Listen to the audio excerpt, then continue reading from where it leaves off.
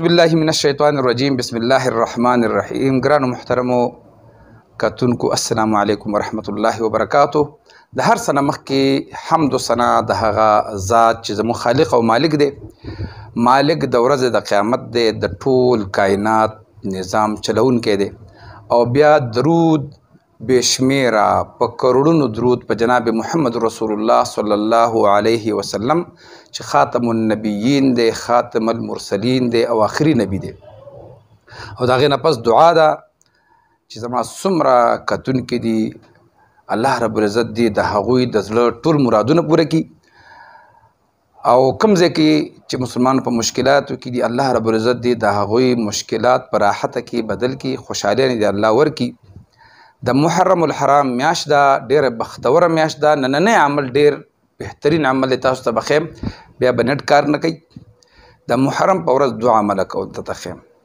یو عمل سره به هغه به داسې عملي چې هغه تاسو وکوئ نو تاسو باندې به ټول کال د رزق کمی نه راځي، پیسو کمی، د رزق کمی به نه راځي، لکه د باران به رمانده رزق راورېږي.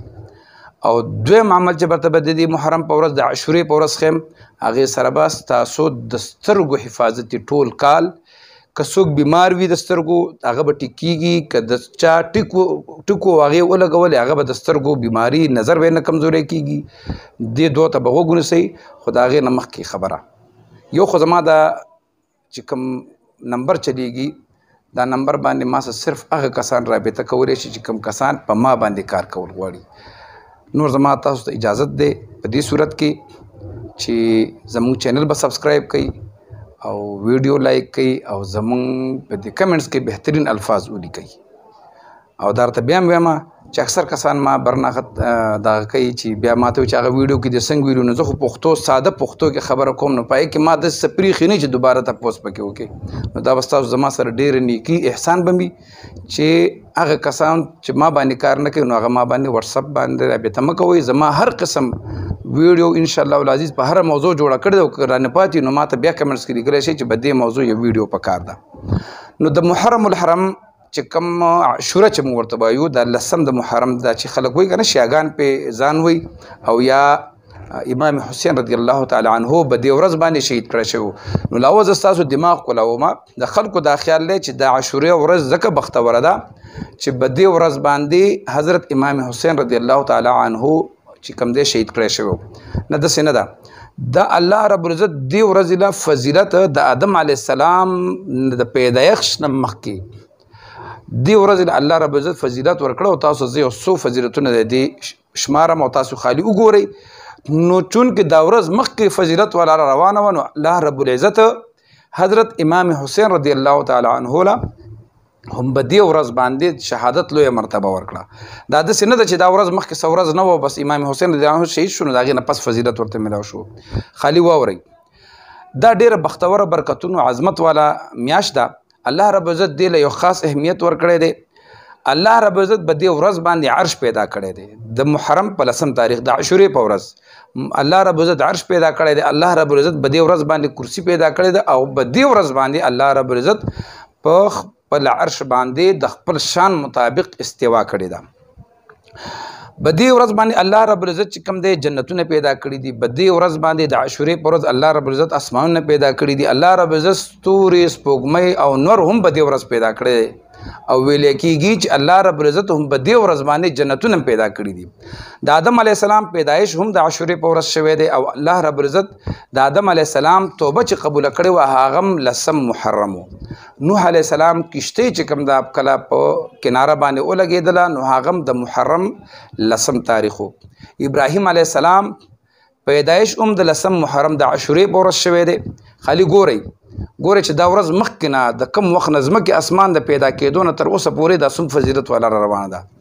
الله رب العزت د حضرت ابراهیم علیه السلام پیدایش په دې ورځ باندې کړی او د نمرود ور چې په الله ګل ګلزار کړی هغه هم دا ورځ وه.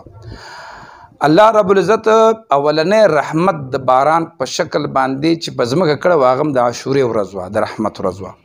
د عیسی علیه السلام پیدایش هم په دې ورځ باندې شوی دی. د یونس علیه السلام چې کله د مئی د خېټې نه رابار شوی نو هغه هم د عاشورې ورځ وه. د یونس علیه السلام د قوم توبه چې الله قبول کړې وه هغه هم د عاشورې ورځ وه.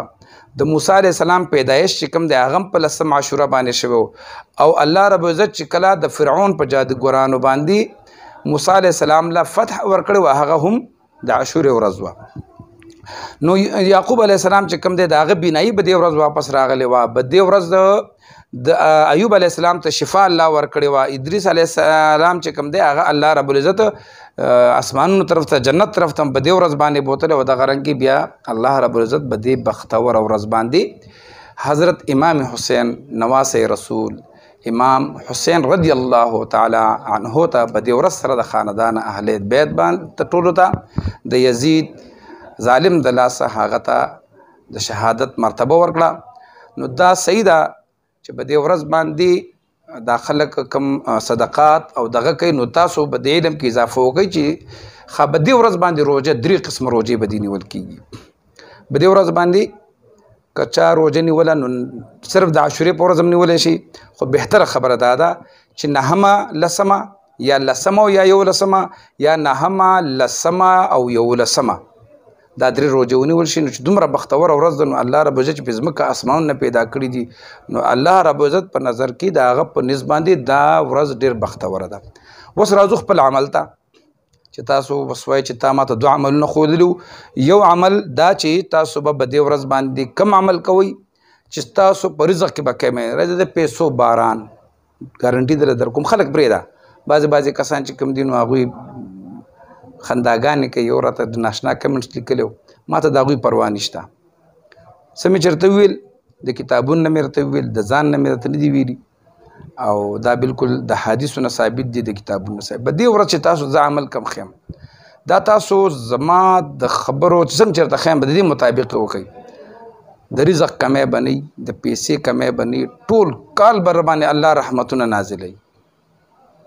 څه به وکئ جي چې کله د عاشورې ورځ راغله د عاشورې ورځ چې کله راشي داسې چل وکئ چې د کور کې خپل دسترخوان د خپل وس مطابق بهترین څیزونه راوړئ کېدی په دې ورځ باندې بهترین څیزونه کېدی او خپلو بچو باندې خپل عیال ورته راغونډ کوي ویې خورئ او یو شی درته ښیم چې هغه به پې کېدی د دې ګارنټي زه در کوم ټول کال ته کرون روپۍ د الله نه غواړې به الله درکوي.